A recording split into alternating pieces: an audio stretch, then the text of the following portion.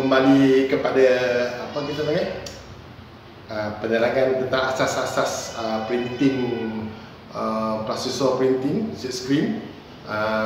Yang before this saya ada beritahu just tunjuk spider macam cakap-cakap biasa-biasa kan. So untuk episod kali ni saya nak beritahu pasal ada 4 benda asas untuk kita boleh start buat printing.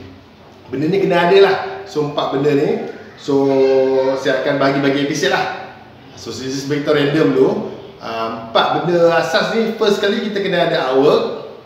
Nanti saya akan untuk episod ni saya akan cerita pasal artwork, saya akan pecahkan lah apa detail-detail pasal artwork semua. And then nombor 2 kita panggil block. Block ni maksudnya saya akan detail lah cerita daripada peringkat expose, macam mana nak tembak lepas expose, and then keringkan, and then set up untuk start printing. Nombor 3 proses printing lah. Ok, proses printing ni yang selalu paling popular lah, paling orang nak buat lah, paling orang nak buat tadi. So proses printing ni basic dia, kira lepas kita nak start printing tu, kita ada baju dia, ada ink dia, capur colour dia, susunan dia, apa semua tu nanti saya akan terangkan dalam episod untuk tu lah. So last kali, benda yang kadang-kadang di-ignore, akan dilupakan oleh banyak orang lupa kan. Benda ni kira kita panggil presentation. Nombor 4 kita packaging lah.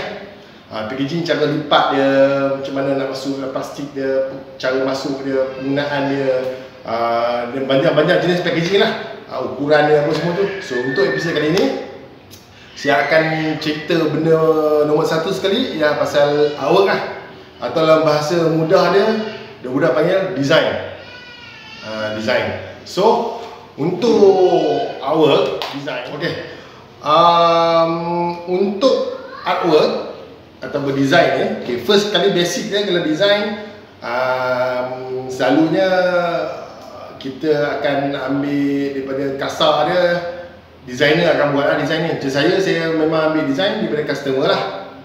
Customer akan email kat saya, dia akan bagi tahu depan design macam mana, belakang macam mana. So daripada situ saya akan tengok design tu. First kali step saya akan tengok design tu, tengok dia punya jenis design dia, full color ke, single color ke, spot color ke, semua depan belakang. So daripada situ saya akan bagi harga semua. Proses harga semua settle, confirm deal. So daripada situ design tu selalu untuk printer, saya minimum saya resolution dia saya pakai 300 dpi lah. 300 dpi. So katakan design yang dia bagi tu memang 72 ataupun below than that, usually saya akan hire designer ataupun kita orang sendiri, awak lah sebenarnya, saya punya partner akan touch up design tu untuk layakkan dia untuk diprintkan atas baju. Maksudnya kita touch up sampai design tu capai dia punya resolution dia.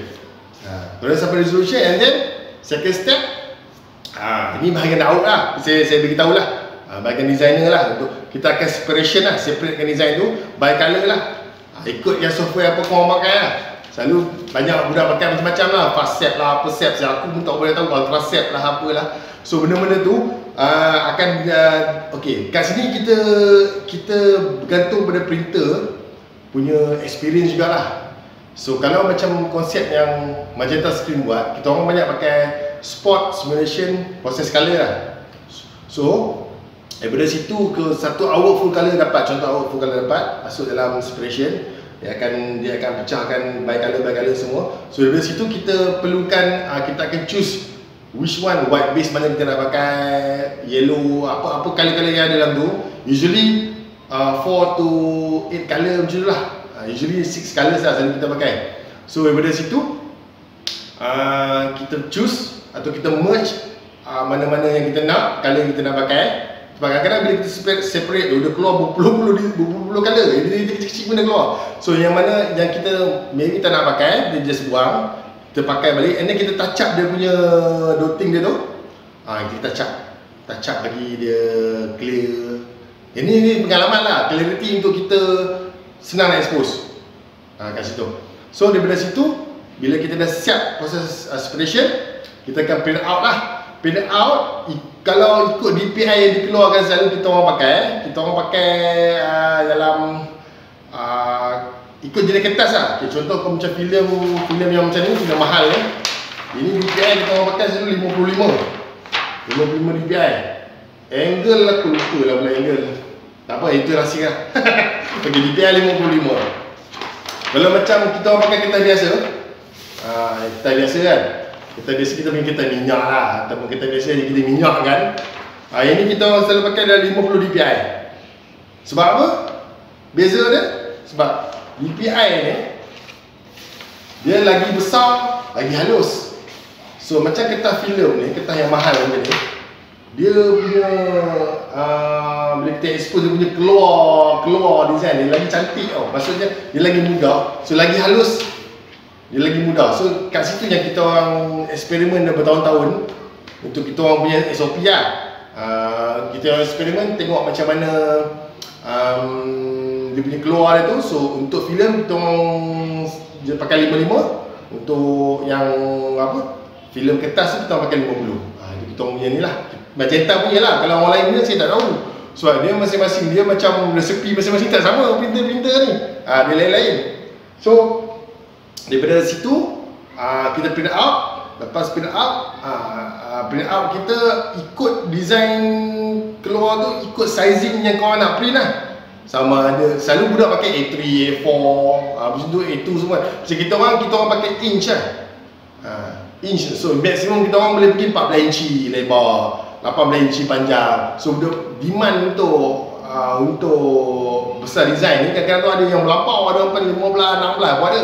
Tapi kita orang stay dengan situ lah. Kita orang ambil maksimum 14.5 pun boleh pergi inci lah, inci, old school sikit lah inci. Sentimeter aku pun tak nak kira macam mana. So kat situ kita orang punya ni lah. So itu sedikit basic untuk bab artwork lah. Bab asas yang pertama lah untuk printing, artwork. So dia punya ayat motor dia, kalau artwork cantik, resolution cantik, InsyaAllah expose akan cantik dan print keluar akan cantik. Itu saja. Assalamualaikum.